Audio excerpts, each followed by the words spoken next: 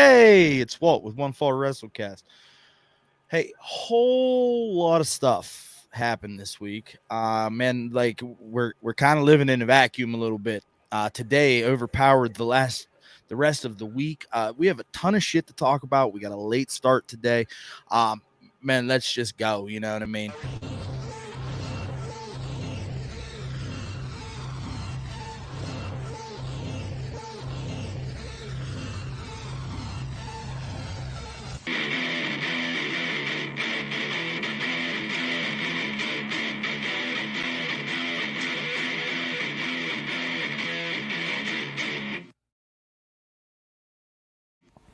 Welcome to the One Fall WrestleCast.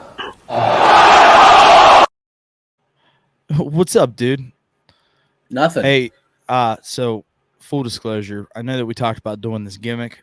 Derek's is like getting himself situated, so it'd kind of be unfair to do it right now. I appreciate him slapping the mic around before he comes into the studio, though. Yeah. I appreciate that. Now, if he comes in and slaps the mic again, then we can rightly pick on him. But if not, I say we give him the benefit of the doubt, at least for today, this time. So ton of stuff going on this week, bud, like a ton. And I know that, we got a little bit of a late start. We're going to try to keep it tight, do our best here to keep it moving, try to touch on everything. I want to start though with the tampering of the AEW contracts. We didn't get a chance to talk about this last week. This is a good thing to talk about. This is a good thing to start with, actually. My thing is, are we putting any merit into the fact that these tampering allegations are legit, or do you think this is just like Triple H talking to his boys, like, Adam Cole and Malachi Black, and, just, hey, man, I like what you're doing. This is this is that, this is this. What is your thought on that as a whole? So I think it's really funny, actually, that AEW pointed out that there's like, but the tampering and blah, blah, blah. Right, because they weren't tampering with Adam Cole when he was still under NXT contract.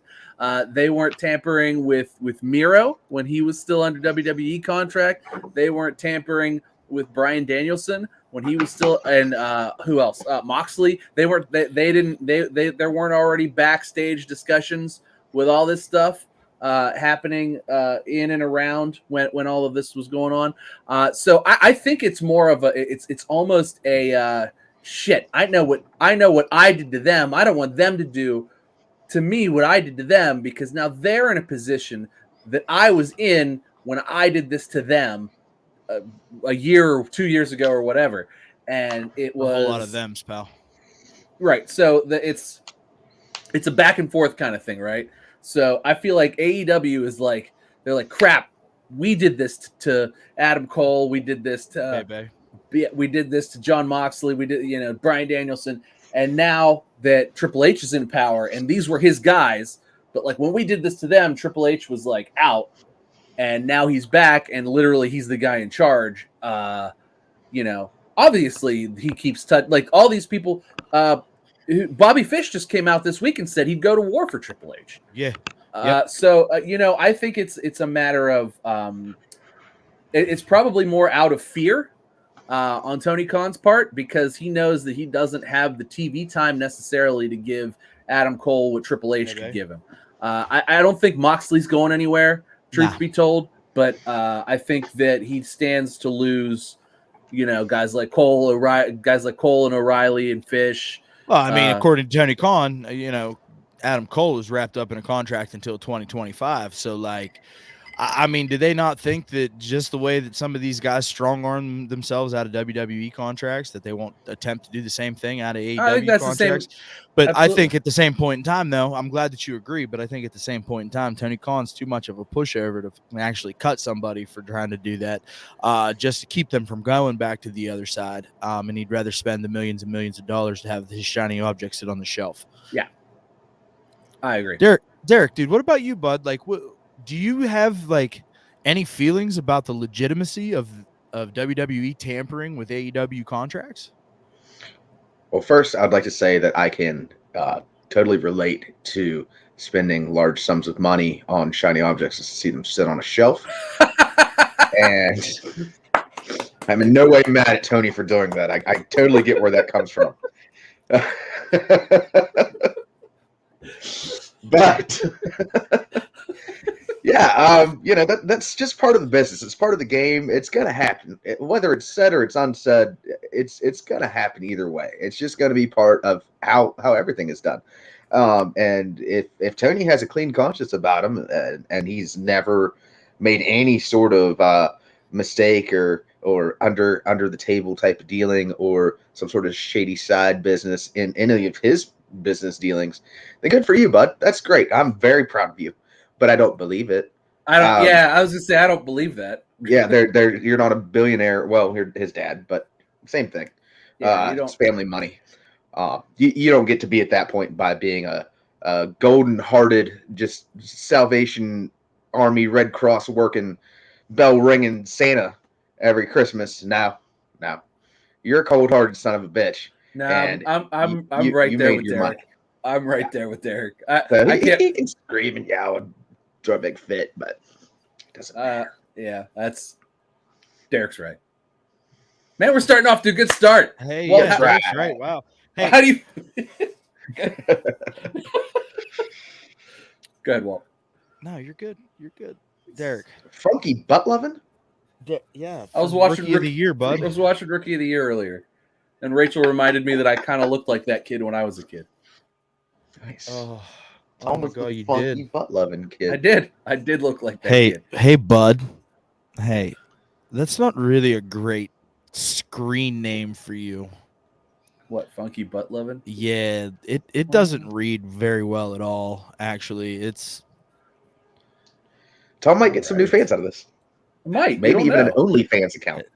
Yeah. / One Fall OnlyFans. WrestleCast. OnlyFans. Just want to see how far I AEW can video push. game.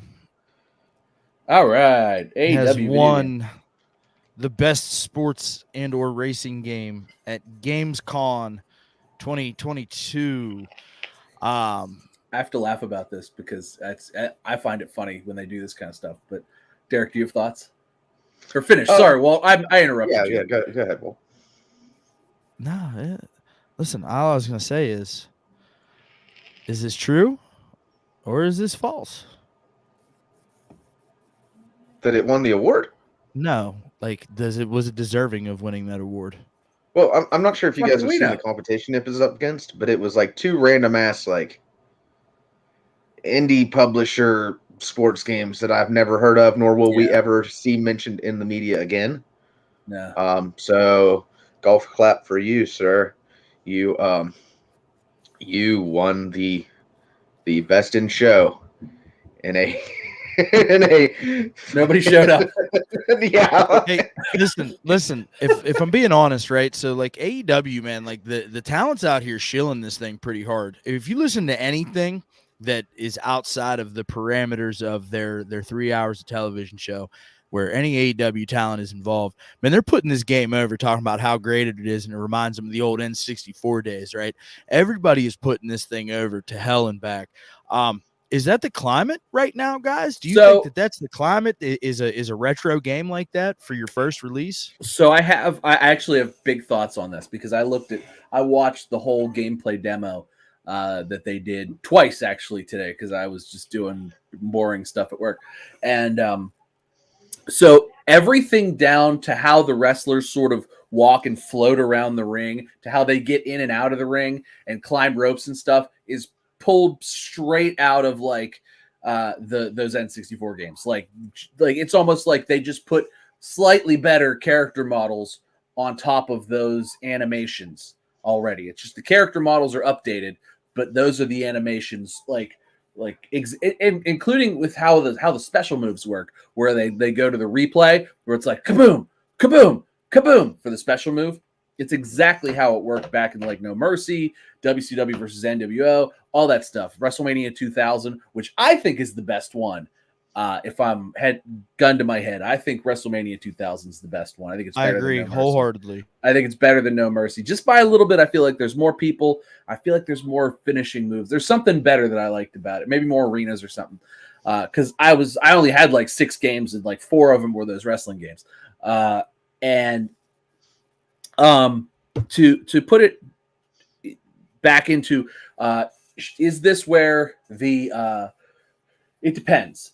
Do people want this? Yes, I think they do. If it's deep enough. Now it looks like there's like two counter systems, right? It looks like there's a counter for a punch and a counter for a grapple. It's L1 and R1. So if it's deep enough but still accessible enough, like if it's accessible to pick up and play, left bumper. Right bumper, left bumper. Right bumper, left bumper. Right, yeah, L1, R1, yeah. Bump. We don't use PlayStation in these parts, sir. Okay. Anyway, so yes, right bumper, left bumper. I have an Xbox too. It's right here. Okay, they're both. They sit next to each other. We see where your allegiance lies. They're right there. Yeah, right. You defaulted to PlayStation controls. You know what? That's just where. Anyway, I'd still probably call it R1 and L1 even when I'm talking about Xbox. But so it's, if the gameplay is deep enough that it can keep you invested, however, easy enough to pick up and play, that's what we've really been missing, honestly, for 20 years at this, or since 2011. Okay. So yes, but it also means that something else needs to happen for this to be successful. Is there needs to be a depth of modes. It can't just be an exhibition mode. This needs to have a full-on, full blast, well done story mode, maybe a career mode. This has to have the works. It can't just be exhibitions and a shitty career mode. It has to be a full game. They're charging $60 for it. It has to be a full game. Yeah. And you know what? I'll be honest with you. Graphics aren't everything, but they are not utilizing next gen hardware, or current gen hardware, and we are almost 2.5 years into current gen hardware. So if you're not going to utilize that as far as character models and details and stuff go, you better have deep gameplay, and you better have. Go ahead. So isn't that the thing, the exact thing that you and Derek have been talking about, it lacking for the better part of the last 3 months, every time we've talked about this? So the latest demos have looked better. They've looked sharper as far as the art style goes. I thought the first couple of demos looked very bare bones, like PS2 bare bones. The most recent one is polished quite a bit. They look a little more like action figures than they do like real life models, but they're sharper. Things look better. At least Kenny Omega and Adam Cole do. Okay. I'm not going to speak for the whole roster. Some people in the roster may look terrible, and that's yet to be seen. Adam Cole and Kenny Omega in the most current demo looked good. They looked like action figures of themselves. Derek, would you agree? Yeah, I think they were definitely passable. Okay. Hold the fucking phone, you two. All right, there we go. Just hold what in the fuck is going on here? I'm just saying it looks better. Last 3 months, you two have done nothing but shit all over the design choices of this game. From the fact that the very first they looked worse. Remind you that it looked bad.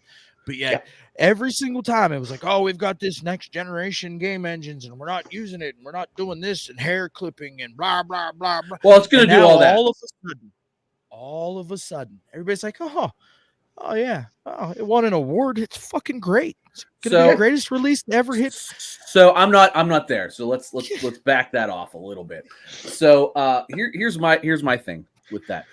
So they've clearly decided that in the interest of hopefully everything else, that visuals are not number one. Do I agree with that? Being the guy that owns both pieces. Hold on. Being the guy that owns both pieces of next gen hardware. Now we're going to justify them putting out a shitty video game. Well, we don't know it's a shitty looking video game, and nothing's going to change that. It does not look good. It looks visually, it's less appealing than it should be. That being said, Mega Man is visually very much less appealing, as is like Castlevania Symphony of the Night. But those are two amazing games, and they're two amazing games that were created in 1984. 1997 was Symphony of the Night. We were at the height of our technology, which was 8 bit rendering. You're right. Look, I'm just saying.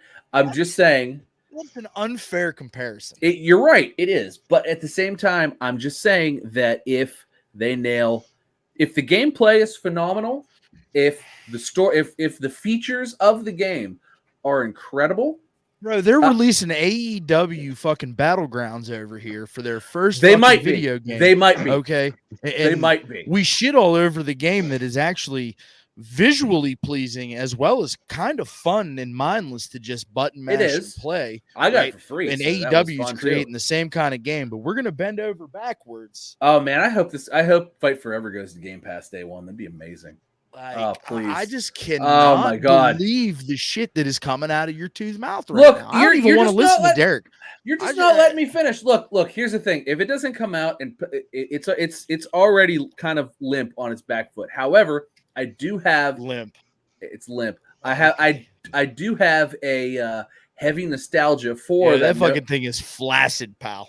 It is okay. So I do have heavy nostalgia for those N64 games, and if even if this is a like PS3 version of what those were, which is what it looks like, I will probably be happy with. I'll be happier with it if it shows up to Game Pass day one, but. I would say they will probably have some success if that's what it is. Now, that being said, if the gameplay isn't 100% spot on, if there isn't a wealth of modes, if there aren't a ton of wrestlers, if the create a character suite isn't like just packed with dudes and packed with stuff to do and just awesome, this game is going to get shit on real hard. So right now, I'm very much in the skeptical. I'm very much in the skeptical right now. I want it to be great. Let me put it this way. I want it. This is how I feel about AEW as a whole. 50-50 booking over here. 50-50 booking. I want it to be great. Will it be great? That's 50-50. It could be. It could nail everything other than the visuals, which honestly look like they were pulled off the Nintendo 64 and they just slapped new character models on there. Listen, if I want to play Nintendo 64, I'll just hook the motherfucker up and play WrestleMania 2000.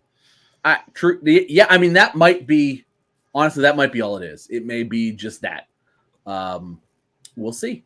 Like, go ahead, Derek. Go ahead. Please take the casual video game guy, okay, and change my fucking mind.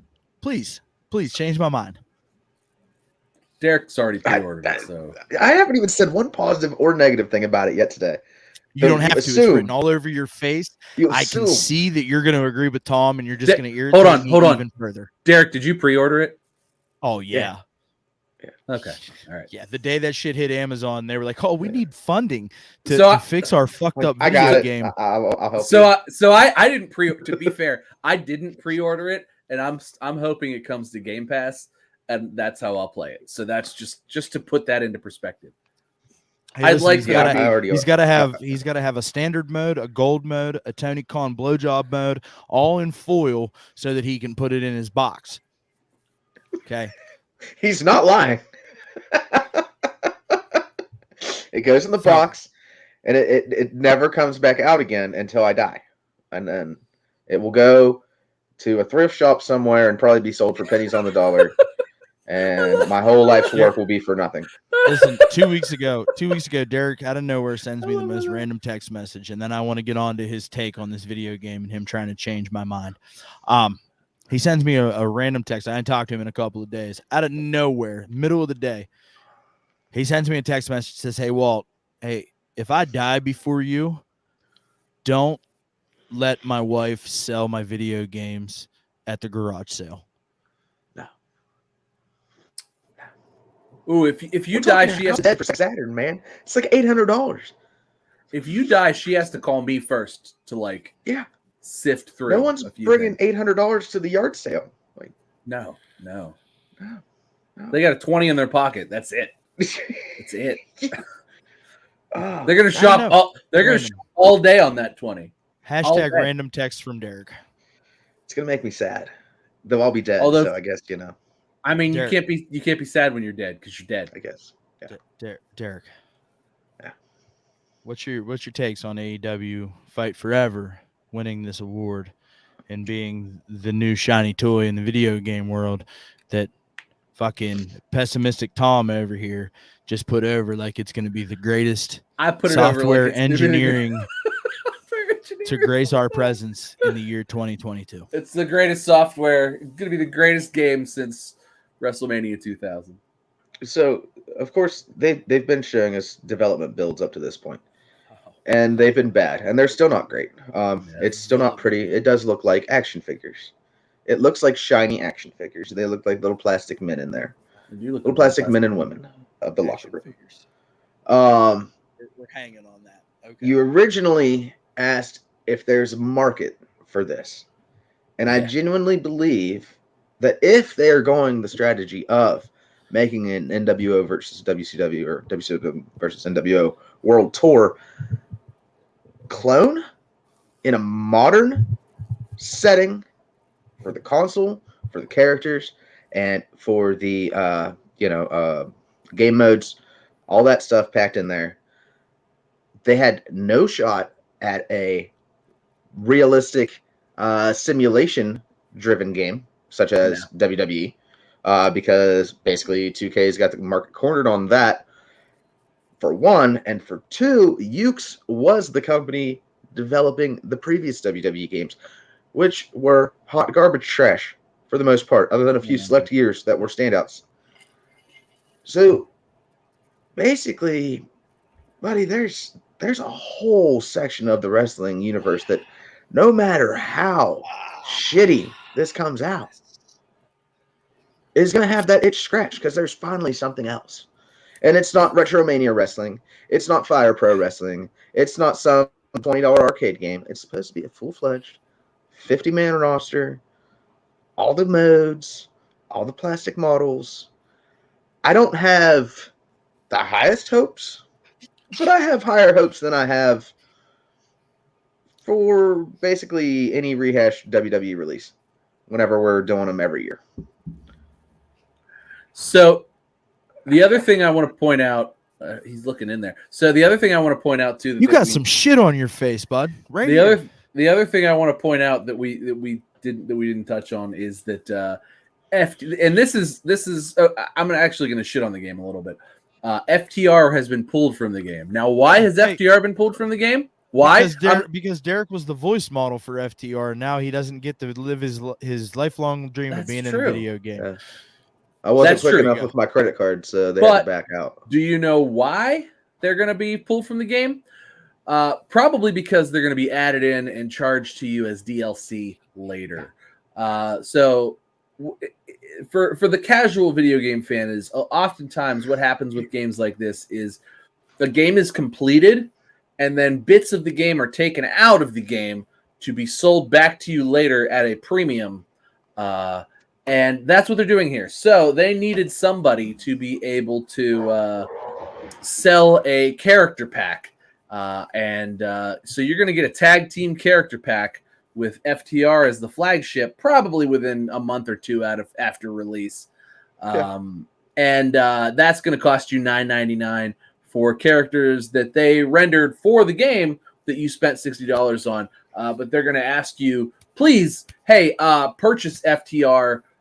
You'll get their full move sets for your characters. So, I mean, they're really doing. They're going to try to trick you into buying an extra pound of shit for that 5-pound bag. Yeah, absolutely. That's exactly what's going to happen. So, truth be told, part of me wants this to fall on its face, just because of this, particularly the FTR thing. Part of me wants this to fall on its face. I'm excited as a wrestling fan and as a nostalgia fan to get to play a nostalgic, fun wrestling game. However, I do feel like they're going to try to fuck me for it, in which case... well, yeah, because they went into the red creating this fucking hot piece of garbage. Right, yeah. I mean, so you guys are sitting here fucking defending. I've not been defending it. I've just simply been talking about pre-released video games in the way that, like, I think we're very down the middle. It's early beta footage. Yeah, I want to play. 2 months ago, we talked about this shit. You guys fucking buried this because it was earlier footage. You buried it in a zombie-proof showing it to us at that point. Okay. It looked like buried it so far into the ground that it should never have seen the light of day again. But yet here you guys are. You know what you guys are? Opinionated motherfuckers. Fickle. Fickle. All right, thanks, Daniel Bryan. Fickle. Walt the American Dragon. Hey. So I'm glad that we're keeping it moving with AEW here, right? But like, what the fuck is going on in the AEW women's division right now? So Thunder Rosa nothing. forfeits the title on television the other day. Okay, did you see this? Yeah. Yes. Okay, I did. And now they announced that they're going to have this like fatal 4-way for the interim women's championship. Here we go again. Can I pause you right there? Yeah, because what the fuck is this interim's champion? Like this is the most ridiculous thing that I have. Because like obviously there's already too many belts, too many people, not enough time in AEW. They have 3 hours of television, like 36 belts. And because they've got all of the Ring of Honor belts, they've got all of the AEW belts. They're about to introduce more AEW belts. They have women who like get 15 minutes a week. Anyway, and now Thunder Rosa, who's apparently had backstage heat for ever, is now has a mystery injury. Although we haven't seen her in a week and a half. Has a mystery in which she hurt herself lifting. I don't know what happened. It's mystery. It's a mystery injury. Apparently, it's a nagging back injury that she's been performing through for quite some time, even dating back to before her title reign started. Oh well, Is that where she sandbags? Yeah. I mean, what's the then? Why put then this is poor booking because why are we putting? This company makes no sense to me. It really doesn't make any sense to me because it's like you put the belt on her. She doesn't wrestle ever. She has to like give up the belt because of a nagging injury that she had before she got the belt. And now there's a fatal 4-way for the interim belt. It's not even like, oh, she's going to strip the title and she'll get because that's all it is she'll get a title shot when she comes back. That's all it is. Yeah. Like that's all it is. Yeah. Okay, you lose the belt when you come back, title shot. Boom. That's all you have to do. There's more to this, right? So, you talked about Thunder Rosa's backstage heat, but the thing is, like, a lot of people are saying that she found out a couple of weeks ago that Tony Khan wanted her to drop the belt to Tony Storm at All In or All Out, whatever the fuck it's called these days. And that's why all of a sudden the back injury is too rough for her to perform through. I mean, sweetheart, all you had was business, 1 or 2 more matches. That's all you had.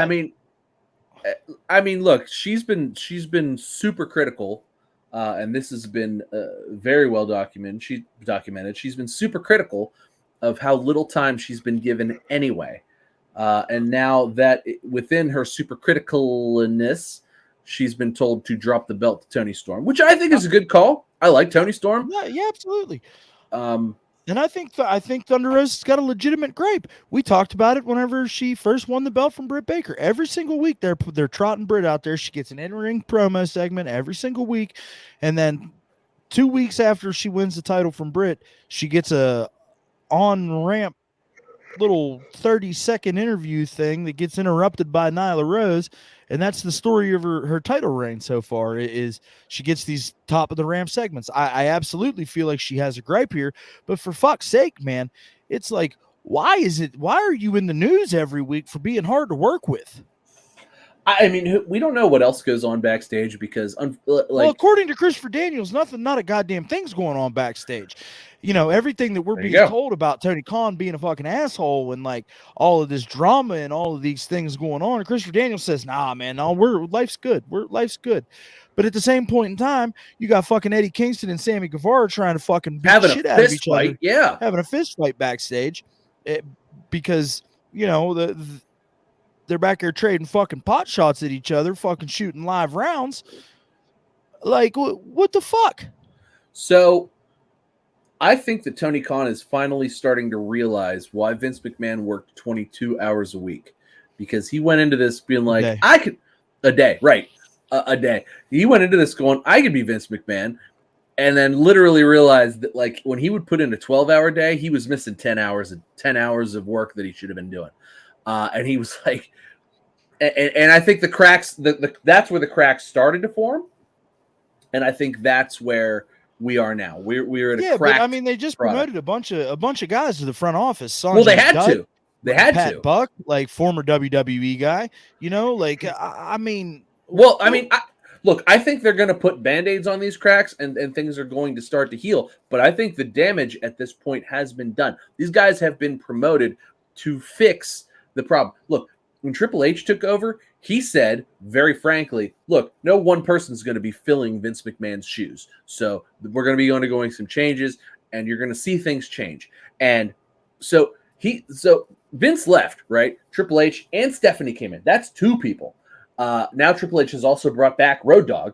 That's another person. oh, you didn't know? Oh, you didn't know? I'm sure Shawn Michaels has been elevated as well.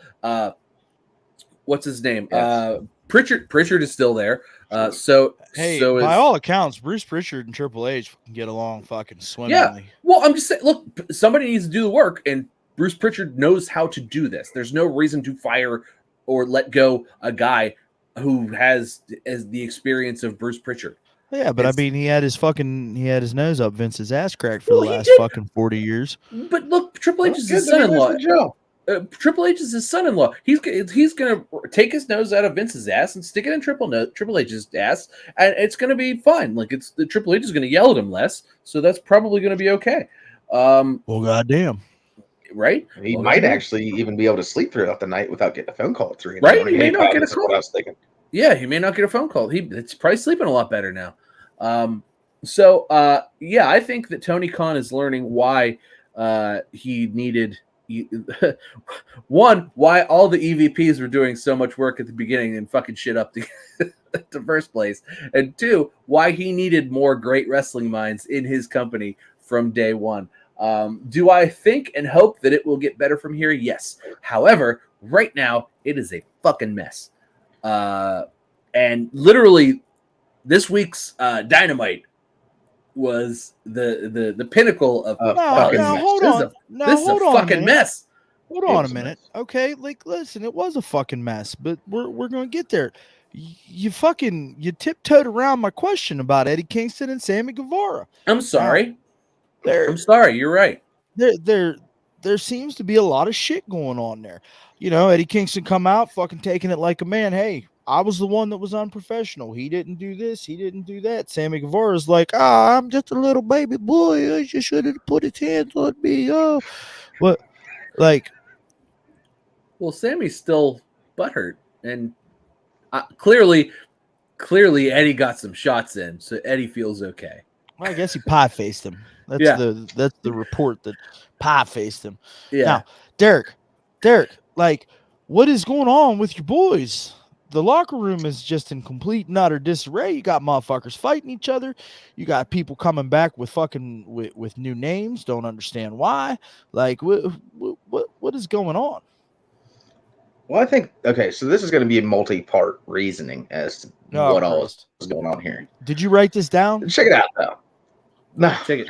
Actually, what I did was I decided not to smoke when I abstained from alcohol before the show, so I should be able to think normal thoughts this time, and actually make coherent sentences and not Jeff Hardy on everybody. Boring. Fuck you. All right, so check this out. For one, I think we're finally getting to the point, and Walt and Tom, you both touched on this. Things are kind of crazy right now, and shitty booking and all that. Okay, so there was no creative in AEW, it seems, whenever this was first all concocted. You had the talent needing to come up with their own creative, to push their own ideas. Okay, so this generation of wrestlers we have now, that's not anything they've ever had to do up until this point at a professional level. You know, look at because then you wind up WWF. with fucking guys. You got to wind up with guys with pizza dough in the ring on the fucking indies.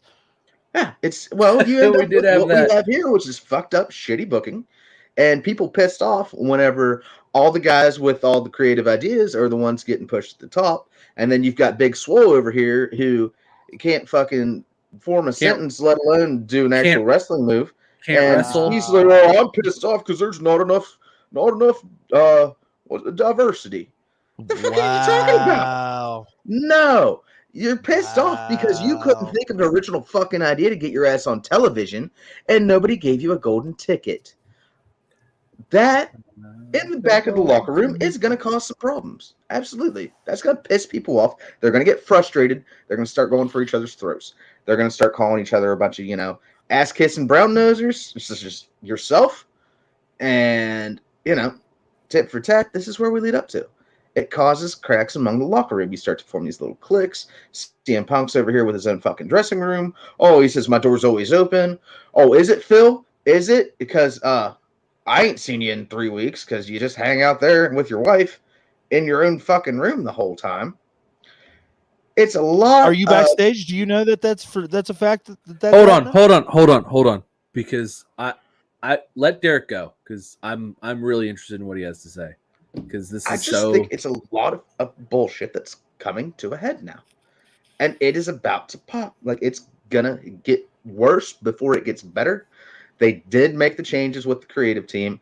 They've obviously upgraded a couple of people into higher spots and things like that. But we need creative minds in here to start pushing some ideas, because fucking Matt Hardy coming out with the delete angle again, or any of this rehash stuff that we constantly are getting.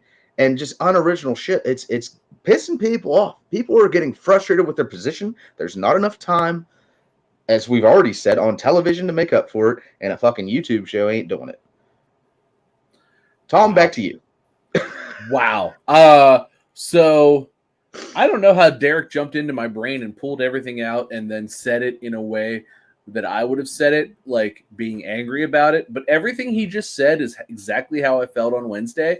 And exactly like how angry and frustrated I was. Like, why isn't this show good? This show's supposed to be good. Why, like, they threw all the spaghetti at the wall and tried to get it to stick. And like the wall was coated in mayonnaise and like butter, and none of the spaghetti stuck. And I'm like, what in the fucking hell is happening right now?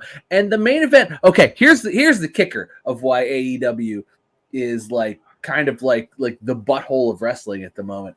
Is like the kicker is there's not enough time, right? We all agree there's not enough time on AEW television. Not enough fucking time. You know what the main event, the main goddamn event was? A trios match that had 3 dudes from New Japan. Yeah.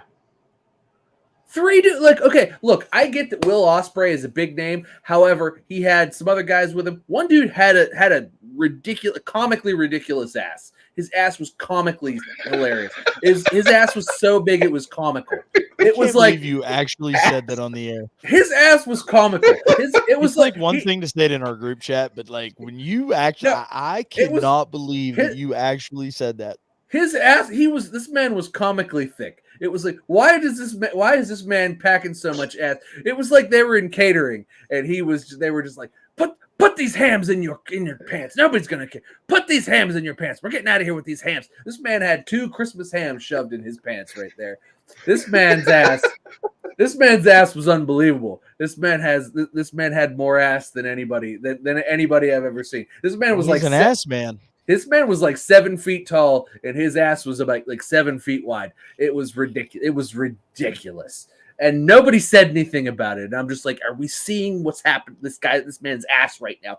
Good fucking God. Anyway, it was ridiculous. So that was the main event. That's funky butt loving right there. So that's what happened, and that was the main event. Now you got people. You had John Moxley squash CM Punk in the middle of the show. It shouldn't have been on fucking free TV anyways. And we talked about this last week, and it's like everybody's like, "Oh my God, they're going to give us CM Punk versus John Moxley on TV, on free TV, on TBS. It's going to be great because all out, everything is going to be so awesome. And you know what? It's going to be awesome. But you know what? I watched it like a mark. I did. I was like me and everybody else because it got one. I'm never gonna watch AEW Dynamite. I know. It's a giant waste of my free time. It was to watch this garbage. It was. You know what? I watched it. It was a waste of my time. It was absolutely a waste of my time. But like a fucking mark, I watched it. I really did. I knew you would. I knew you would. I knew you would. It was like a fucking mark. I watched it. Listen, you're like, we need to talk about Dynamite. We need to talk about Dynamite, how fucking terrible it was, and all I did was fucking I replied to it and said, know. interesting. I know. You fucking Mark. Couldn't help yourself. Look, I can't. No, I couldn't. I could not help myself because I watched it. Like Friend of the show, Pat Martin. AEW is hamburger helper without the hamburger. It tastes good if you put milk in it. It's almost like if you use pork burger instead or some shit.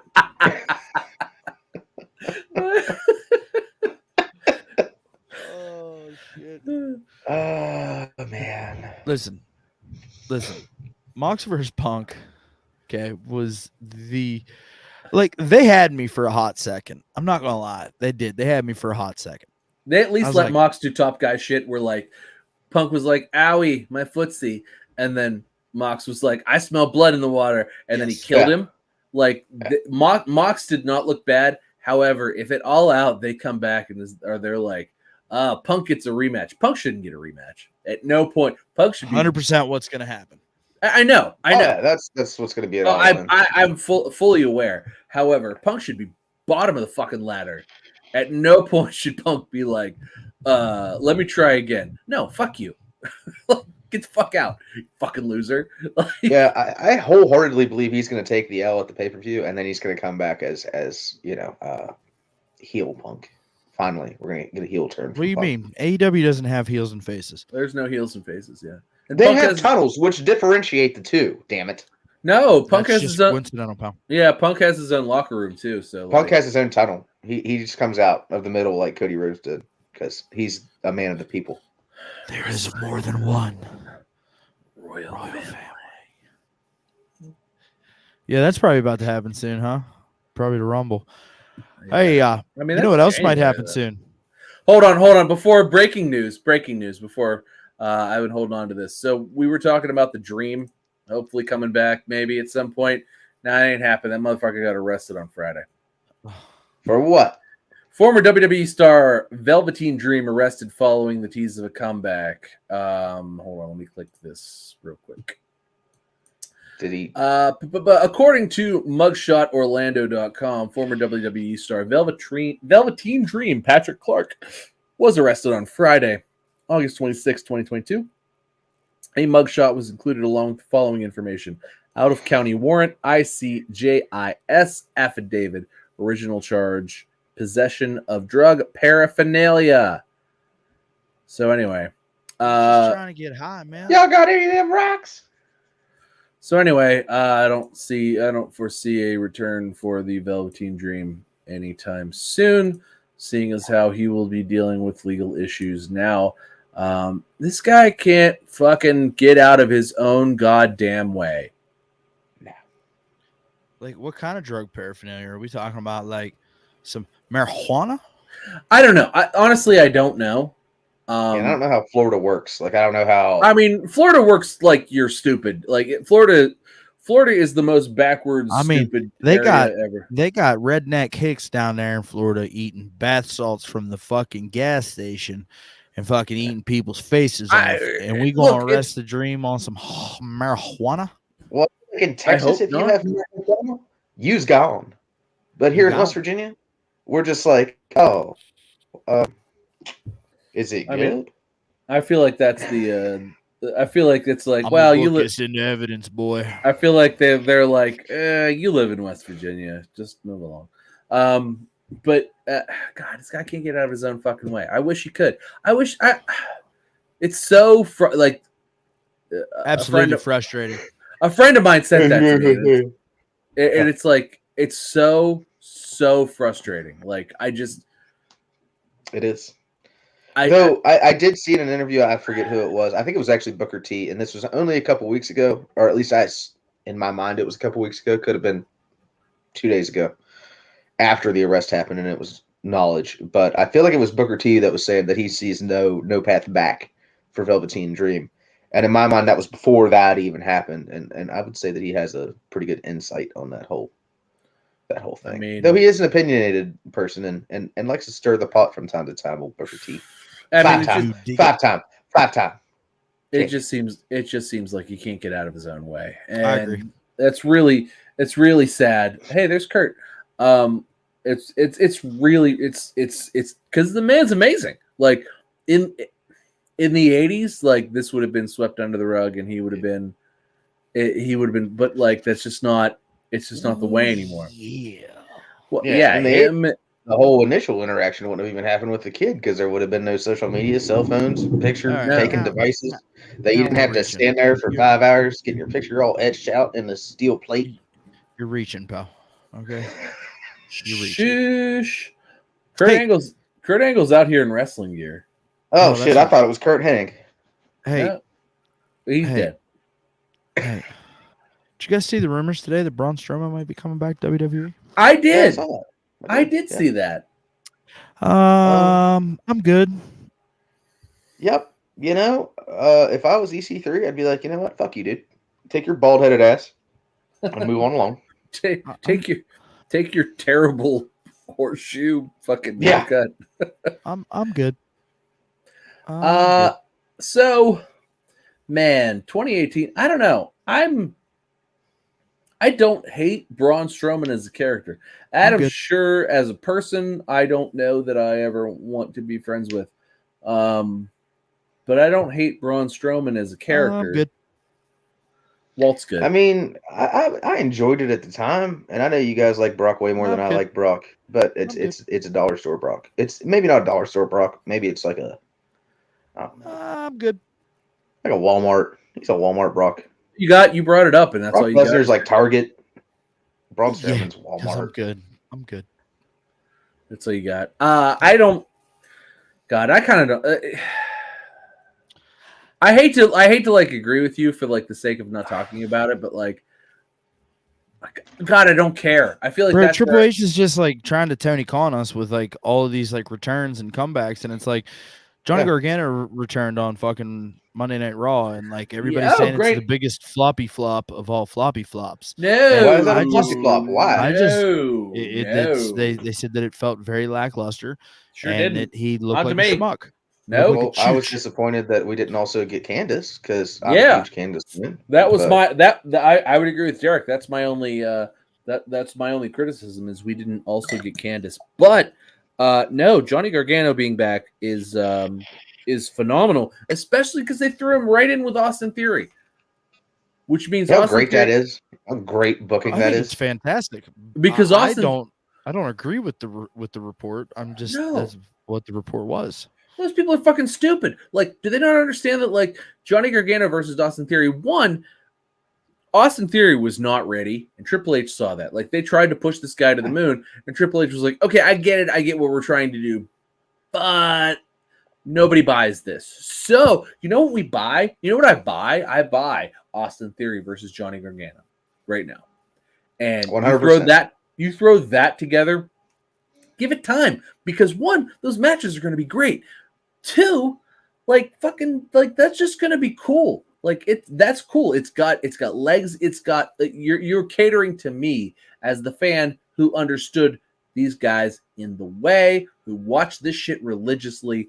You're catering to me, and I appreciate that as a fan because they've done some catering to me. They've done a lot of catering to me, but they should continue to do catering to me because I'm the fan.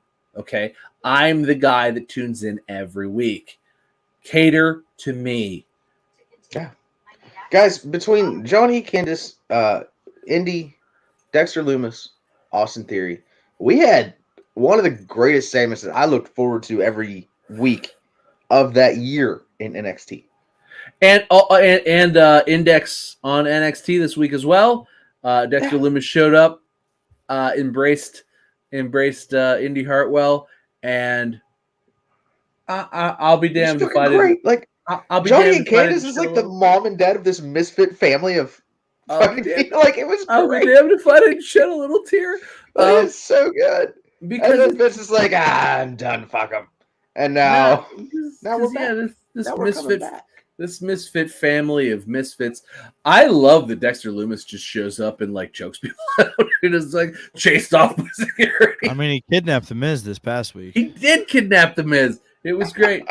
Thank you. Oh my god. They're doing the thing that we wish they would have done, like with Chad Gable and Kurt right now. Oh man, Kurt Hey, looks so amazing. nothing against I can't remember his last name. It was Jordan something that it was originally with Chad Jason Gable. Jordan. He had a Jason career-ending Jordan. neck Okay, I had it injury. backwards We there. talked about Nothing this a couple of against weeks him. ago. But this is the team we should have had that entire time. Is him and Jason Alpha Jordan. Academy. This is great. This is Chad Gable has turned his job around from, not even mid-carder, more of a jobber to Wow. It's up aggressive. for mid-card, aggressive. in my mind. I'm happy with him. I get excited whenever he comes out for. That's disrespectful. You should be ashamed of yourself. So Kurt Angle. Oh, really? Kurt Angle that has to bend his knee, like can't stand up all the way, has to bend his knees and like hunch over a little bit. Is the same size as Chad Gable right now, which is because he has a broken freaking neck. I mean, he's actually he actually took Twitter this week and said, I could probably come back for one last. Please don't. If it's with Chad Gable, Nope. I would watch that shit. Nope. Nah. Look, if we're gonna do it now before you get to Ric Flair's age and you just look, you died in the ring. I'm good. Look, Ric Flair did die. He died twice. Yeah, let's just do it to where maybe nobody will die. You're good. I'm good. God, okay, good. this is the story of this. This is the story of this this show. Is Walt's good? I'm good. Walt's good. I'm good. It should have been the title of the show. Walt's good. You know what? Sometimes I let you guys talk about dumb shit. Sometimes I'm just good. I don't want to talk about it anymore. Kurt Angle, no. Kurt No. looks phenomenal. Whenever we actually, No, talk. I'm good. Kurt looks phenomenal right now. He has a word quota that he needs to meet every episode. I'm good. Kurt looks phenomenal right now. He's got so many more abs than Otis. Must be eating them chicken snacks. No, seriously though, Kurt looks great. Hey, did you see the shit outside of PPG or Paints Arena earlier? Yeah. With Riddle and Rollins? Yeah. Good. I love it. Made me smile. I'm sure that'll be a backstage up on the Jumbotron here shortly. I think that's going to be just some top tier shit. Hey, did we fuck up not going to this show tonight or what?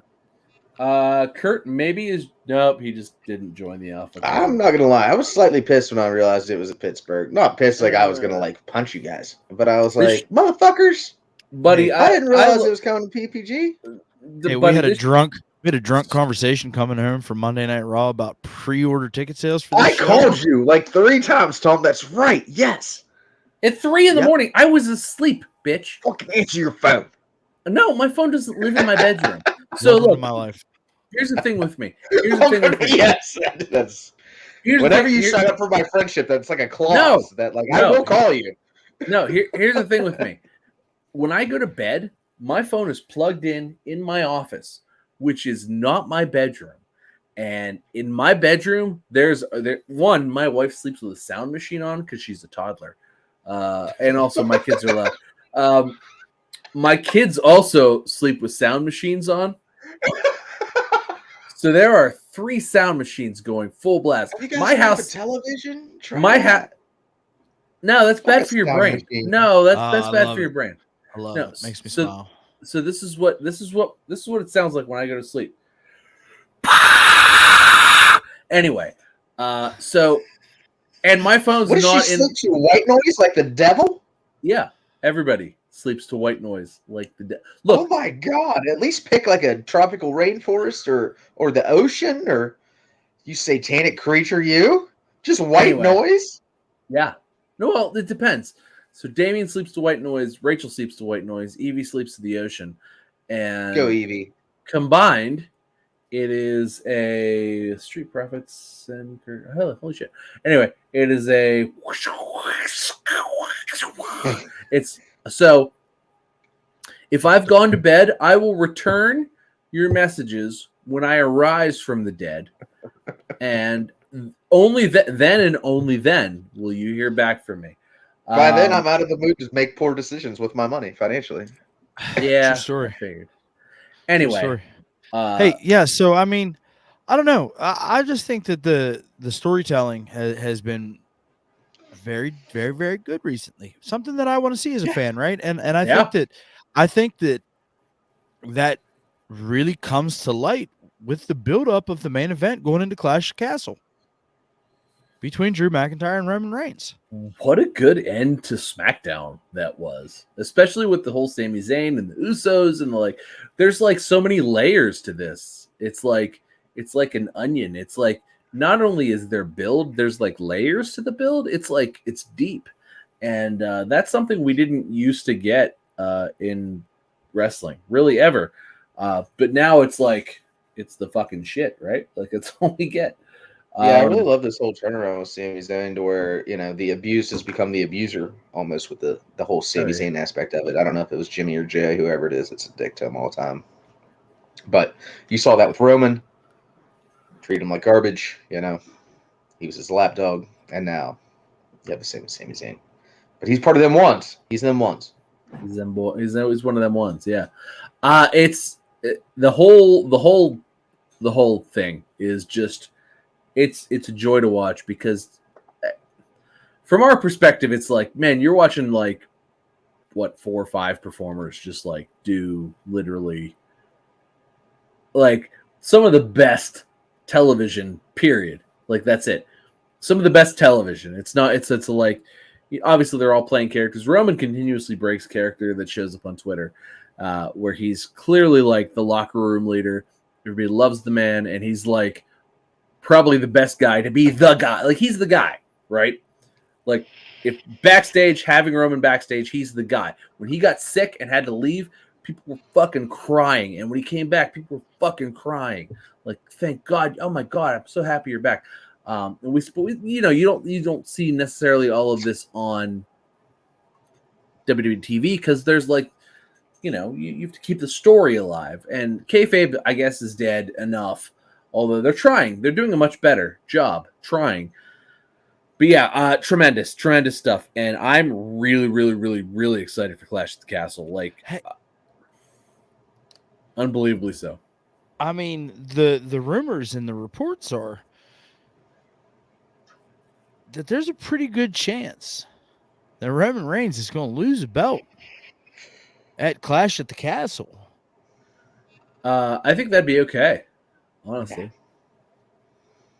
I think it'd be okay if he dropped one. No fucking way. I don't agree with that comment at all. And I don't agree that it's going to be okay if he drops it to Drew McIntyre. Why not? Because I don't care about Drew. I haven't seen Drew on TV in a meaningful way in quite a minute until he all of a sudden decided to match up with Roman. No, I disagree. Drew's been a stalwart carrier of Raw. He's been a stalwart carrier of a giant, weird ass sword that makes no sense in a real world. He's the Celtic warrior. He's not the Celtic warrior. No, he's the Scottish psychopath, or the Scottish warrior. How do you get that through customs? I know you came through a fucking metal detector because I had to. This is bullshit, and I've never seen an arm lock off this entire time. Why don't you use it on somebody? He checked it. He does. He tries to hit people with it in the head, but they dodge it, and he cuts ropes. Terrible accuracy. Well, I mean, you can't murder. It was like a stormtrooper. You can't murder anybody on live television. It's just not okay. Oh, it's been done. I'm sure, but still. Yeah, I mean, they killed Paul Bearer fucking once. They did kill Paul. Hey, now I have a real life one in my mind that I'm not going to bring up because that'd be distasteful. But the show went on afterwards, and you guys. Owen Hart. You're talking about Owen Hart. You're talking about Owen Hart. And the show went on. They didn't kill him. That was an accident, but they kind of killed him. So yeah, allegedly. Yeah. They threw him off a fuck. Oh shit. I watched that. I had that. I bought that. Sorry, guys. Didn't mean to kill him there. Oh, my God. Into the ring. Holy yeah, that was a great idea. Thanks for bringing up that trauma, Derek. Thanks for bringing up. I watched a man die at 12. But listen, I really think they've done a great job of getting Clash at the Castle built up. And regardless of whatever happens, I mean, there's a rumor that Bray Wyatt's going to show up and cost Roman the belt. Okay. Well, so I think actually what's probably going to happen is that Karrion Kross is going to show up and cost Drew McIntyre the belt. Maybe Sami Zayn costs Roman Reigns the belt. And that's how they're able to split them. Something's going to happen. There's going to be some fishy shit. There's going to be some fishiness.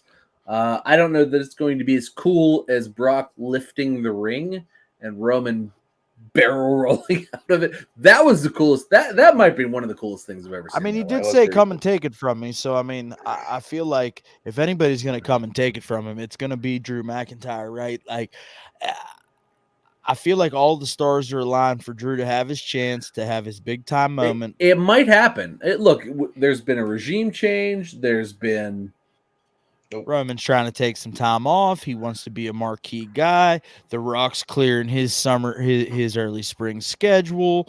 So, like, hey, man, like, nobody said The Rock versus Roman Reigns had to be for the championship. Like, no, that and, would and still I be a don't think, WrestleMania Night 2 main event, like, without the championship. yeah. I've got to say, it definitely goes to carry across. I don't think Drew comes out of this with anything.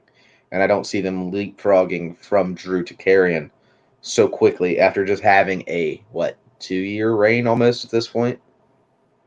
Is that what we're up to? So yeah. I think that maybe, I mean, I don't think 730 days. Oh man, yeah, we're deep. I don't know. And that's what's fun about wrestling, right? Is that like we're going into this like generally we can predict this shit because like we've watched wrestling for 30 years. Like combined, we've got probably 90 years of wrestling watching experience. Like, and we're going into this like I don't fucking even know what's gonna happen. 90 years of wrestling watching experience. Could you fucking imagine that? I have no idea what's gonna happen in class. I have no idea. Now it could be very disappointing. It could be just a nothing burger. It was like, oh, what a great European house show. Wow, great. Wow, I can't believe Liv Morgan retained against like it could be that. Look, if it's will burn it down. Look, if it's that, we can happens. if that happens, if it's just a European house show, we can totally like give Triple H a big L because like we've been praising this man, right? Hard since he took over a month ago. We've been praising the man hard, but like if it's just a European house show, like we can give him a big L and be like, boo! What the fuck? What did Vince McMahon like hurt you and tell you that like he was gonna butt rape? Like fuck. Good night, baby. Oh God, I'm talking about this, and there's good night. Hey, listen. She can't hear you. It's all in my headphones. It's I know. I understand. I understand your frustration, right? But listen, we have somebody that we can blame. Who? Derek. Did you know? Did you know that allegedly Vince Russo has been a consultant for the USA Network for the last 2.5 years? I actually believe I read that earlier today. I did. And what do you think about Vince Russo allegedly being a consultant for the USA Network overseeing the WWE product? Bro, here's what we do. Fuck Vince McMahon, bro. I'll go in there, bro, and just give me the reins, and I'll run that mother into the ground, bro. It'll be gone in 2 years. That's all I need, USA. Yeah, bro. He's like the Tony Khan, or not Tony Khan. Wait, is it Tony Khan? Who's the other Khan? Chad Khan. Nick Khan. Nick Khan. Yeah, he's like the Nick Khan of the creative side. You were right the first time. The Tony Khan of the creative side. Yeah. Hopefully now Russo's lifelong job is complete. He's fulfilled his mission. So wait. You know what Russo's job, his mission fulfillment has been? He has fucking overseen the worst eras of like 3 fucking wrestling companies. His WCW. You know what I want to hear is fucking Cornette's take on all this that news busted because oh my god. It's like that's Monday, buddy. That's coming. Like it's probably out right now. But like so, murdered WCW. God, the worst booking anybody could have imagined in WCW until TNA, where it was even worse. How was it worse? Good God, somehow it was worse in TNA. And then the worst era Raw has ever fucking seen. 1.1, 1.2 million. Yeah, but he was a consultant Viewers. for the network. Just a consultant for the network. You're right. You're right. He just told the network what to tell WWE. Good fucking God. Holy shit. We gotta be more PG. Good job. Bro. Good job, Vince Russo. Kitty shit.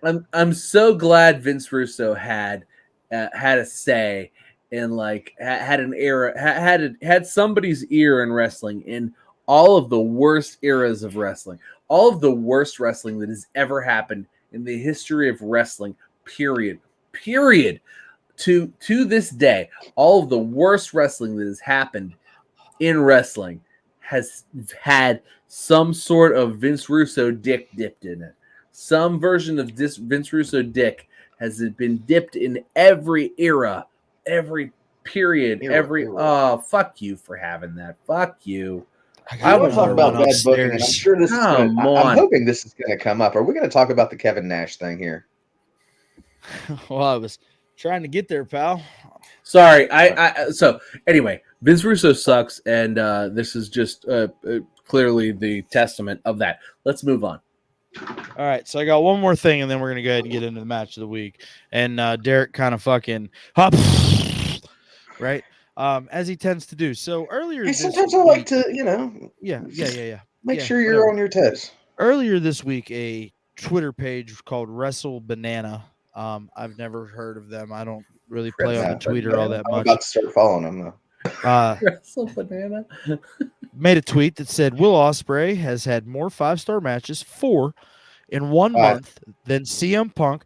Motherfucker, I am reading the tweet directly from them.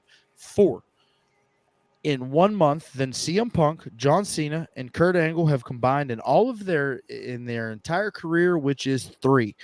To which Kevin Nash replied, "How is his merchandise sales?" True story. Buddy. Will Ospreay says, "Did you tear your quads writing this tweet?" Which is a weak comeback. Which Kenny Omega quotes said tweet that says, "Justifiably putrid, good sir." And Wrestling Banana says, "Hey Ospreay, my bad dog. They really cooking your ass out there, but not gonna lie, you deserve it for letting the British chant fuck Okada." Kevin Nash coming out and fucking throwing some serious shade, taking up for his boy there, Mr. Papa H. Derek, I mean, you brought it up. Let's talk about it, man. What do you think? So I agree with you wholeheartedly that Will Ospreay's facials are trash and that his selling is way too far over the top. But I mean, you're absolutely right in your opinion that his in-ring. Oh, I'm sorry. Is that not what you were going to say? No, actually, that was exactly what I was going to say. You fucking Mark. Don't forget to put that in the end of it, I was also going to point out the fact that, let's see here, Kevin Nash didn't create the New World Order. He actually didn't have any sort of input in that. It was actually a spontaneous spur of the moment thing that came about when Hulk Hogan made his initial. Yeah. Fuck all that. He wasn't the winds of change in pro wrestling with him and Scott Hall. You're gonna sit here and really give all of that credit to fucking Hulk Hogan? Really? Is that what you're gonna do? He was the winds of change, but he's not the one that named the group. They were named the Outsiders at that point. No, neither did Hulk Hogan. Fucking Eric Bischoff did that. Because it depends on who you listen to. Okay, wow. They both say that, whatever. That's neither here or there. So did Kevin Nash talk about Scorpions? Number 2, is he the one who single-handedly buried the golden goose of WCW at a time when they needed the ratings the most? I think that's a yes. You can go ahead and check the yes box on that. Okay, but that also was. And he held the pencil when he did it. You dumb fuck. Okay, we're gonna. So you're gonna lecture Will Ospreay about the business. I'm glad you can make merchandise. I'm glad. It was one fucking shirt. Good job. One fucking shirt. It was the shirt. Two shirts. Was the shirt. But then they turned it red, and then it was the LWO. Yeah. The Latino. It was a huge event. I love the man. NWO. I'm not going to sit here and act like I didn't. I fucking love the NWO. You just wanted to suck But- on Will Ospreay's pay a little bit. I get it. I fucking love Will Ospreay. He's amazing. Just right here. Yeah, he doesn't sell merchandise. I'm sorry. Just make sure you don't leave me alone because I have a lot of things. Oh, I won't, bud. Don't worry. Okay. All right. No, I was about done. I Oh, just wanted to trash Kevin Nash. he's done. He's All done. right. I think he's so- an annoying human. He's kind of a douche. Okay. Kevin Nash. Wow, Kevin Nash. How much like the wrestling business, how different would it be without Kevin Nash? It would be totally different. That being said, I'm not the biggest Kevin Nash fan. Clearly, I didn't put him on my like Rushmore, Hall of Fame, anything like I'm not a Kevin Nash guy. That You being weren't said, into Oz? no, actually, I've never even I was watched more it. into Vinny Vegas than Oz. No, I've never. I was actually more into the Super Shredder in Turtles 2 than I Yeah. was. Yeah. So if we want to talk about iconic Kevin Nash roles, Super Hey, Shredder. listen, fun story. So one day I'm just like driving to work, right? My phone goes off. I look down. It's friend of the show, Pat Martin. And it says, attachment, one image. And I'm like, oh, yeah. I open it. Don't text God and drive, damn it, folks. Pat. Another Okay. dick pic, really? So I open it, and it's the credits from Ninja Turtles 2, Secret of the Ooze, and it says Super Shredder, Kevin Nash. And he says, hey, man, did you know this? And I'm like, yeah, yeah, but I everybody thought knew that. fucking everybody knew that. Everybody like- knew that. He's like, yeah, man, I had no fucking idea. I was like, disappointed to know that. I'm actually Everybody disappointed knew to know that. Literally, everybody knew that. That's like everybody knew that. Way Sorry, to go, Pat. friend of the show, Pat Martin. Pat, I really like you. Actually, I'm disappointed that you didn't know that. But it's very. I knew that in like what was it, 1992? I knew that in 1992. I'm like, oh, fucking Diesel is Super Shredder. That's awesome. My dad told me. My dad, look, hand to God, my father is my like sort of like wrestling like if it weren't for my father, I wouldn't be into wrestling. And like he would just tell me shit or like just give me like. So do you remember back in like the very early 90s when the Macho Man would be on with Arsenio Hall and like that stuff? My dad would like tape that shit on his VCR, tape it, and be like, "Bud, I gotta show you this. You're gonna be blown away." And I'd be like, "Okay, Dad, what is it?" I still to this day I love my father. I love my father. My father is like to this day one of my best friends in the world. Would be like, Is he into AEW at this point? Like, does he still watch wrestling? He will watch WWE with me, but no, he's not in AEW. So he would pop in a tape, and like we pull up like he'd be like, "Look, watch this." He'd pull up Arsenio Hall. My dad taped it to this day. Like his DVR is like his most used thing. Pull up Arsenio Hall and be like, "Watch this." He'd like Macho Man, like show me like the whole Macho Man segment on there. That's like why I'm like super into wrestling, but also why like my tastes in wrestling are so weird. Where it was like Hulk Hogan Ultimate Warrior, yay, and I'm like Macho Man forever. That's why. It's my father's fault. And I love my dad. He's the best. Ooh, yeah. Ooh, yeah. Let me tell you about it. Oh, I could totally kick his ass. Look how little he is. Like it. Hey, God, so good. Anyway, Tom. yes. Hey, really? I lost the plot. You're right. You're right. I need to hear your take on Kevin Nash, Will Ospreay.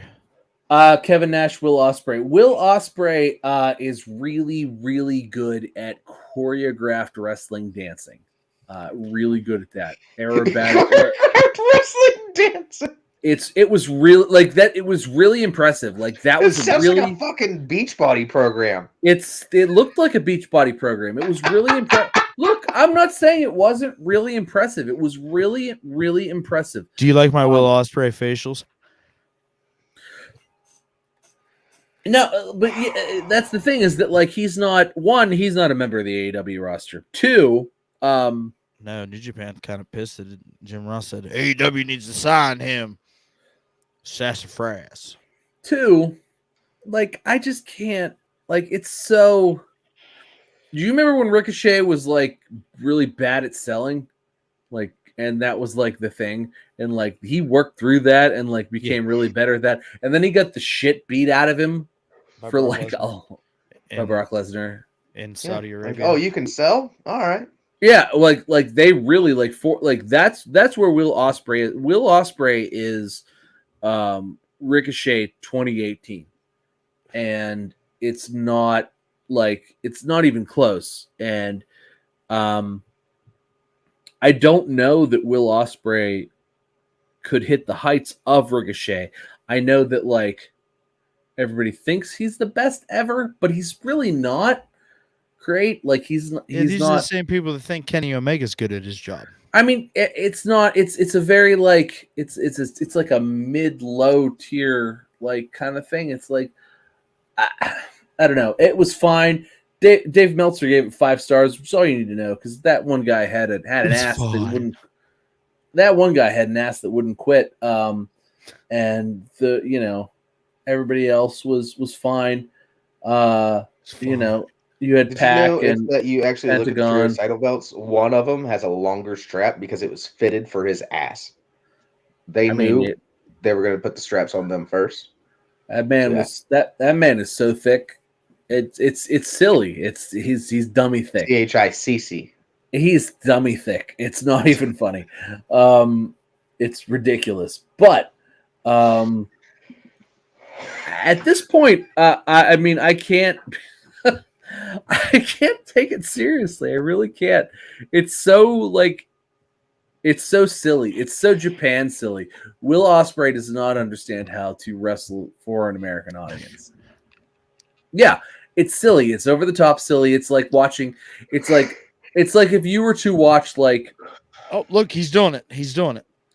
It's like if you were to watch. It's like if you were to watch an American like drama TV show and then watch like a Japanese anime show. That's really where it is. Will Ospreay is the Japanese anime of wrestling. Okay. And it's not. I'm not saying it's a bad thing. No, hold on, you can't take that away from Kenny. He Kenny literally patterns his characters after anime. Well, it's the same thing. But I'm just saying, it's like that's really the difference. Like, if you're really into anime, that's fine. But like, I'm not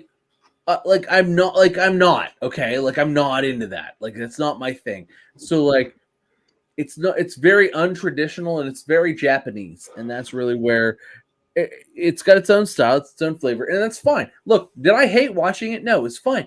But is that what I want to see day to day, week to week? No. It was. I'd have given it 3.5 stars. It was fine. It had. Did you give it 3.5 stars? I give it B. I give it a B. Solid B. Oh. Solid B. It was fine. It was fine. Hard B. Hard Is B. Tom here just to like make me want to just I don't get it. Well, you know what? Are you not entertained? Listen, You're the entertainment. Hey, we don't get fine. why you do this either. I haven't done it on the show. No, but like you've done a zillion times in the last 2 years. I've turned over a new cheek.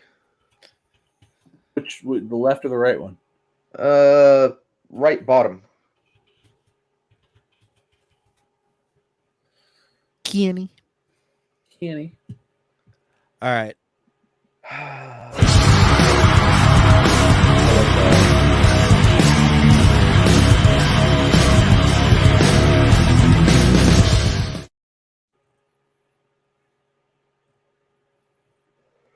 Tom match of the week. Shit. Hey, bud. Hey, bud. Like, you know it's coming. Clash of the Castle? While he's deciding, can we get that belt made in real life? I really think we should do that. The RSW match of the week belt. So I just man, what was match? So truthfully, not necessarily for the match, but for the whole thing around it. The main event of SmackDown, where it was Sami Zayn versus Drew McIntyre. It was a good match. The match itself was very good, but it advanced the storyline. That's really the meat and potatoes of it. Is that where it was? What happened with the advanced storyline? Because like as I think about it, everything else that happened this week was very advanced. Like everything else that I loved was like, well, that wasn't a match. Well, that wasn't a match. Well, that wasn't a match. This was a match, and it really it was great. The match itself was good. Sammy ran around. Sammy eventually lost, but then like here come the Usos. Here comes Roman Reigns at the end.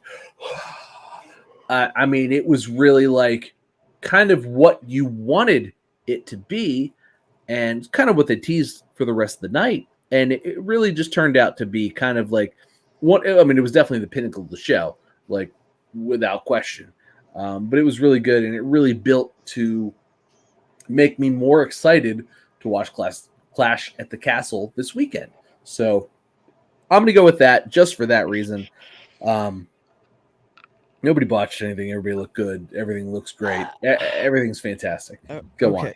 Okay. So, Derek, I'm gonna just stop. Okay, because friend of the show Pat Martin has his match of the week. Okay, That's and great. now, Yeah. listen. Hi, Pat. I What do you got? I shared this with Tom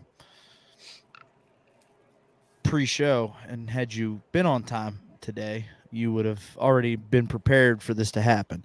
It was 2 minutes late. It's friend of the show Pat Martin. Now, excuse this, but you guys will all know exactly what he means. Match of the week was Dustin Rhodes versus Claudio Castagnoli for the ROH World Heavyweight Championship. Now, Pat asked me like 3 or 4 times this week, hey, bud, did you watch this match? And I said, Pat, I'm going to be honest with you, but I haven't had a chance to get there yet, but I will. And I lied. I did not. However, I do know that both of these marks up here watched it. Okay, and I'm going to start with Tom. Tom, what did you think about Big Pat's match of the week? It was fine. TM trademark. It was fine. It's not the best Cesaro match I've ever seen. It's not Cody versus Dustin 2 years ago. I just can't be hyped for Dustin matches anymore because they're disappointing. And I don't want to say this was disappointing, but it was what I thought it would be, which was a standard 10-minute TV match. It was mediocre. It didn't really advance anything. There was no reason for them to fight. I don't know why they fought, other than Dustin was like, I can fight Claudio and it'll be an okay match. And it was fine. For Rampage, it was a very decent it was a very decent main event. However, that being said, Rampage is like the worst like top tier wrestling show every week. And it was a very decent main event on the worst wrestling show of the week, although arguably Dynamite was actually a worse show. But they're just not. Dustin's just not that guy anymore. Like he probably was never really that guy. Listen, to be like the main. We event all guy. sat here and said that Dustin Rhodes was the best worker of the Rhodes family. I mean, he was, and we all and agreed like, with that. I mean, he has been throughout his career. I mean, if that's putting his career into perspective, he has been. But like, I mean, the man's 50-some years old and he's super part-time. We only see him once every other month. It's not. It's. I'm not tuning in to watch Dustin Rhodes wrestle a match once every other month. I'm just not. It's not. It doesn't drag me in. It's like he has no. What were they going to do? Were they going to put the title on? Were they going to put a title on him? Were they going to put a title on Dustin Rhodes? Hey, we'll see you in 3 months. Like he's an old man. He's got other shit to do. Like he's doing, he's a very relaxed schedule. Is this the first? He's the coach of the women's division. Is this the first match he's wrestled since we saw him wrestle in Pittsburgh? I feel like it is. Say yes. I mean, it's not it's a matter of like there's no reason that he should have a title match. So like going into it, it's like, oh, okay, they just want to put on a main event that's okay, and it was fine. It did its thing, and it was fine. It's fine. But I mean, it was the one of the better main events of Rampage, but that's really not saying much. I mean, Rampage has been the worst show on. It's been like Sunday Night Heat, but like kind of worse for like a year. So it's hard to put it in that respect. Like I can't even really put it on the radar.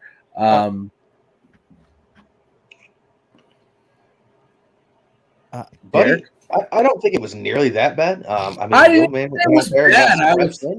I didn't even say bad. I was at what it was.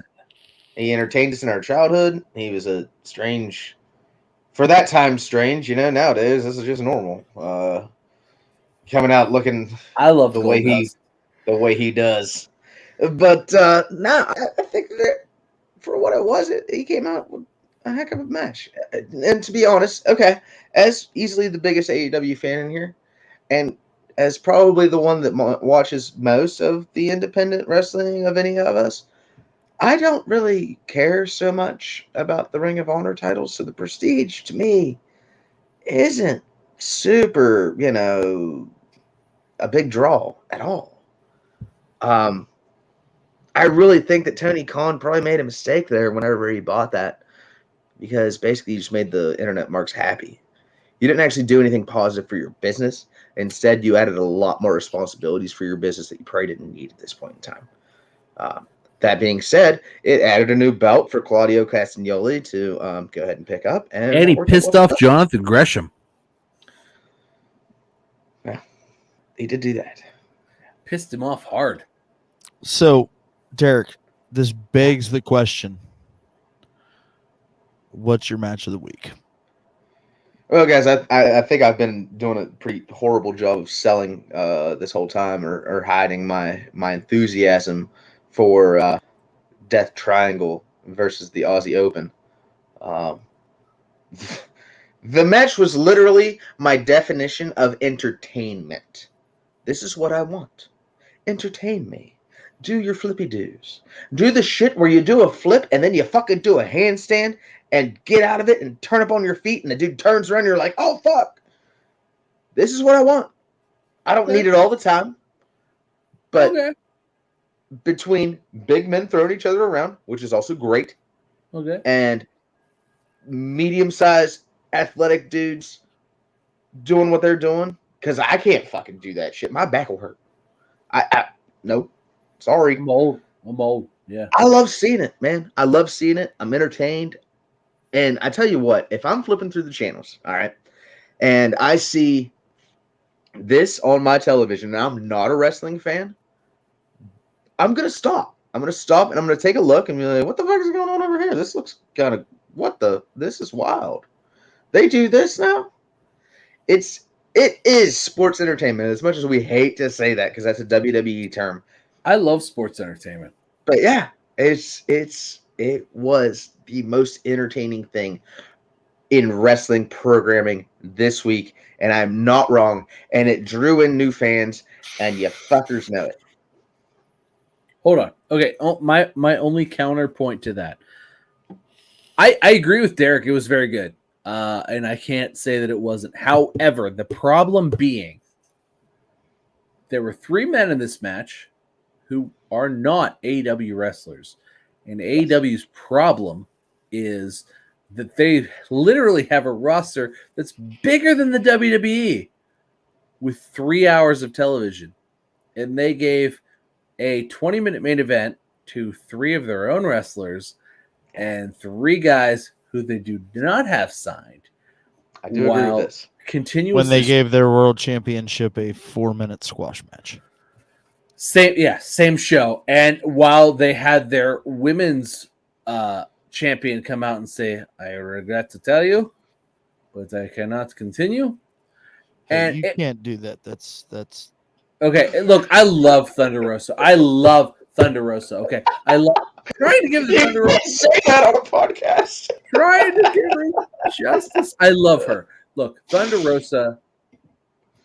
Look, they had Thunder Rosa come out and abandon her title, and they had no women's matches, and fucking it was just like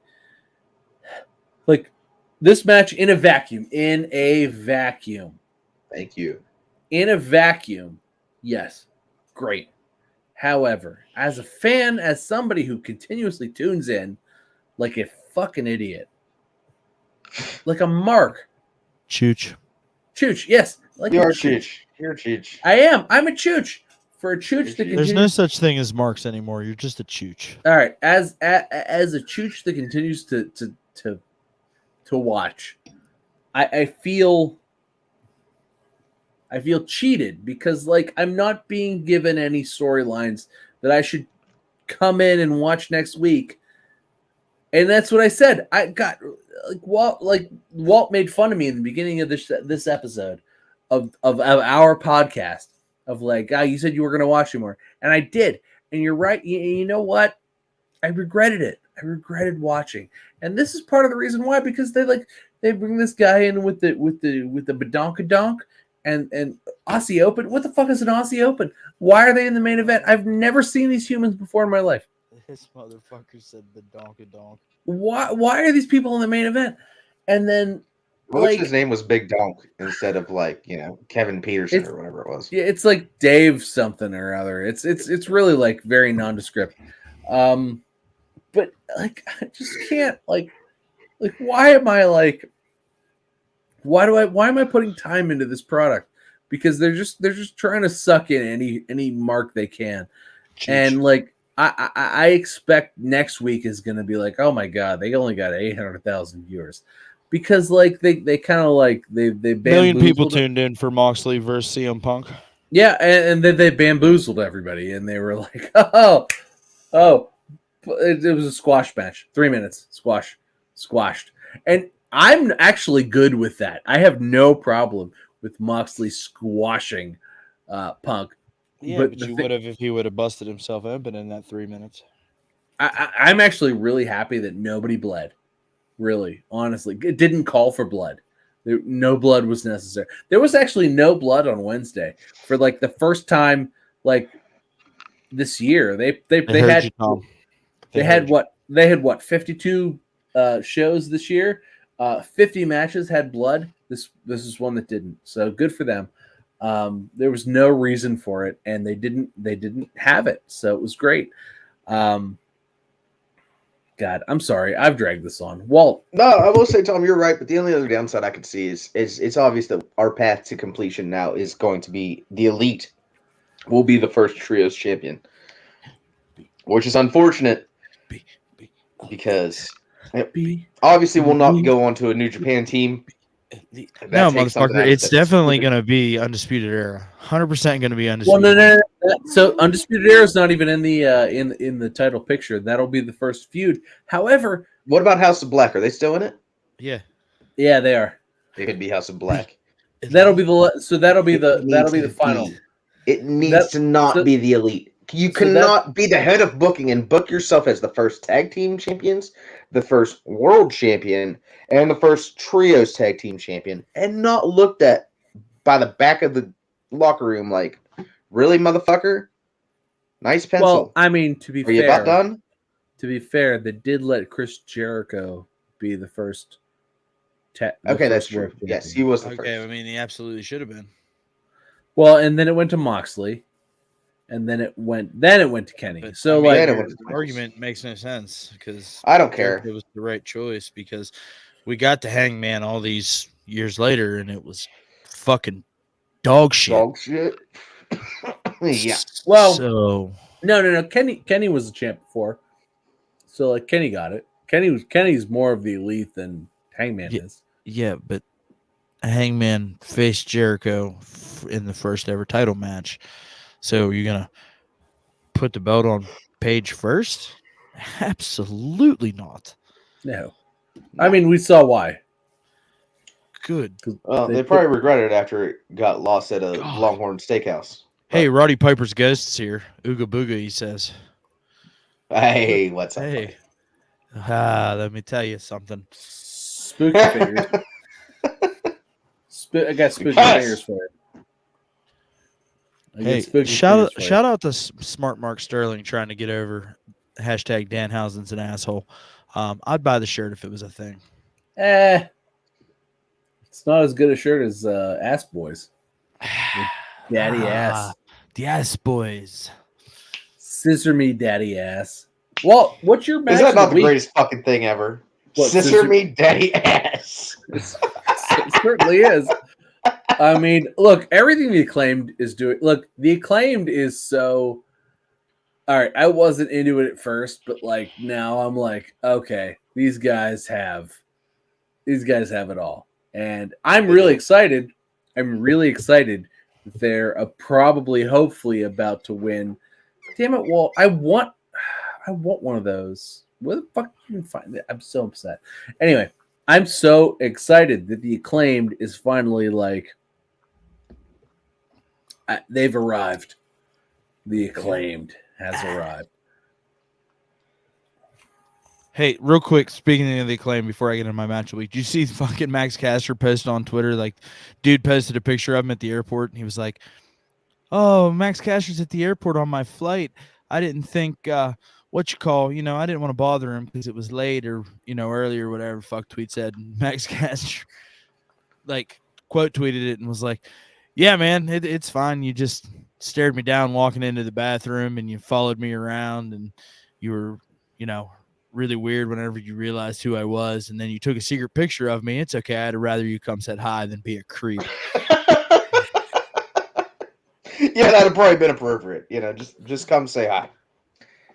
I really enjoy what you do. Move along with your day. I feel like that's. It's like whenever I saw Corbin in the fucking airport. I'm like, "Hey, bud, big fan. Don't change a fucking thing. Like, keep it moving. Like, why you gotta be weird?" That's it. Yeah, don't follow him around and take pictures. Yeah. Just be like, "You the man." Bam. Okay. Maybe if you get a fist bump, great. If you don't, and they go, "Thanks," that's it. That's all you need. That's literally all you need. Listen. And then I'll get in my match week. I promise. I'm sorry. Roddy Piper says, "I hope the scissor me becomes a dumb trend for TikTok." Hey. Nah, probably not. Yeah, weirder shits happen, right? All right. TikTok's pretty stupid. So my match of the week was absolutely 100%, without a doubt, Ricochet versus Happy Corbin. That was fun too. You know what, man? It's amazing, right? Because the whole basis of this feud is, Ricochet looking like $1 million while Baron Corbin looks like a moron, right? But like Baron Corbin has not lost any of his heat losing to Ricochet in any of this stuff. Like, it's like Corbin comes out and you're like, "God, I fucking can't stand that guy." And then you get Pat McAfee, right? And he's like, "Oh, he's still got fucking pyro."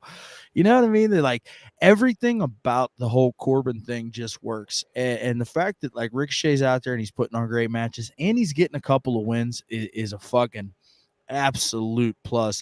And, obviously, Tom's new favorite part of SmackDown every week is Pat McAfee with the telestrator on Baron Corbin. So like, good. I have a feeling that those two aren't done. Maybe WrestleMania, possibly in the future. I don't know, man, but Ricochet, Baron Corbin, fucking great match in the ring. I love that there's still some bullshit going on around the outside with Pat McAfee and Corbin, and Ricochet looking good, man. Good for him. I hope that this little push is a little bit sustained for him, and maybe he actually has a WWE career that's worth a. Right. However, Pat having the telestrator, God, it's so good because he like when we watch Penguin games and Jay has his telestrator and he's out there like you and boom and boom. Yeah, I love Jay. That's what Pat did as Jay, but it was clearly like a goof, and it was on Corbin's face because he drew like numbers, and then he like drew like it was God. I just hope. Can we continue this? Can this continue to be a thing? What a cool. I was not expecting it to happen. I was not expecting Pat to just get a pen and like draw on Baron Corbin, and I'm like, oh my God, they're doing Jay's telestration, but it's Pat McAfee and Corbett. It's so good. It's so, as a Penguins fan, as a hockey fan, as a wrestling fan, it came together, and I was like, wow. The match I didn't like as much, but it was fine. God, Tom says it was fine. Means Tom thought it was shit, but like it was good. It was good. It was very good. And so the telestrator, yeah, okay, 5 stars. You win. Absolutely.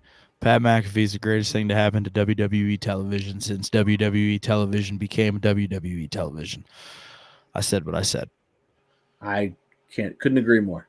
Gentlemen, I know that we came in here with the disguise that we were going to try to keep the show tight, and I think that we did just that. It just got away from us a little bit. There was a lot to talk about. So much to talk about. I feel like we had a really, really super tight show. Thank you guys so much. Appreciate it.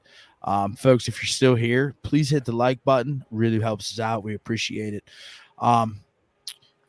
Hey, man, we'll do it next week. I guess Derek's working on some cross-promotional thing for us here coming up next couple of weeks. Yeah, we have to work on a Friday.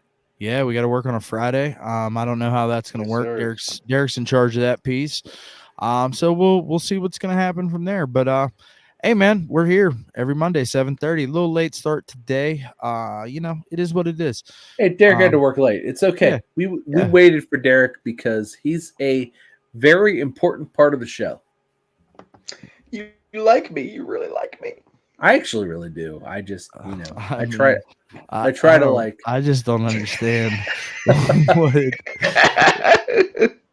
I try to not. Tom, you and I always have such great shows when he fucking gets drunk and passes out, or the hamster the hamster keels over. I just really enjoy his presence sometimes. Like, I love you, my brother, but hey, bud, I really enjoy Derek's around. It's funny and it makes me laugh at least once, and then I leave Derek made me laugh again. Yeah, I will say this: the sippy cup did not make an appearance today. Did not. There was no sippy cup. Nope, not today. Well, maybe next time. Yeah, maybe next time. And we'll get, dude, I tell you what, man, you just come fucking sat on the top rope, and I just didn't understand what he was trying to do and what he was trying to tell me. But it was really clean. Fell off the top rope, and he tied his shoe, and we're like, "Hey, Derek, what are you talking about?" He's like, "I'm sorry, man. I don't fucking know." Yeah. Sometimes I come in here with my shit opinions and alcohol, and other times I just come in with the sober shit opinions. Sometimes I can actually get them over a little bit at that point. Hey, all I know is you two fucking motherfuckers just sat there and just got the AEW video game all over your face. Okay. After you flush that right thing here, down the fucking shitter, like I hope it's great. Yeah. Look, buddy, you can't imagine how much I want to play a good wrestling video game. Like, you can't. Hashtag 50-50 booking. It's so like I want it. Like, I want it to be. It's so hard. I played a good wrestling video game like back in like 2002, and I feel it was called WrestleMania 2000. No, it was Bring SmackDown, Bring the Pain, and like Brock Lesnar.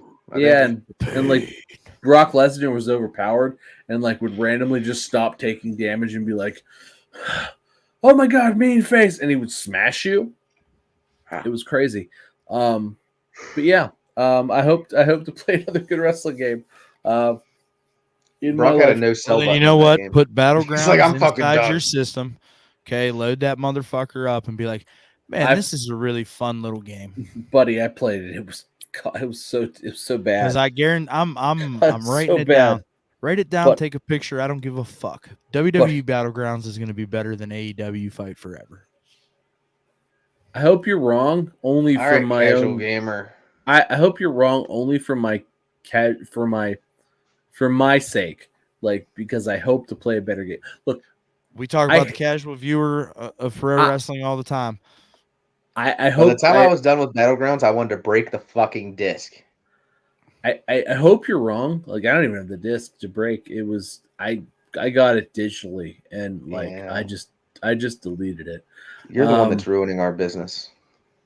Me? As a matter of You're fact, one of I'm them. gonna play it. I'm gonna sit down and play it. I'm gonna stream after this. I'm gonna play it.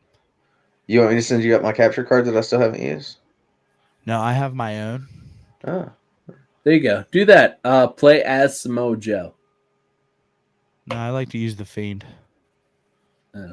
You know what? I need to figure out a way to use the capture card on the N64, and I will No, you've been use. saying that for fucking 6 months, pal. I'm not I gonna can't hold do my it. breath anymore. I can't do it with the N64. Okay, well, next time we're at your house, we'll figure it out. Okay.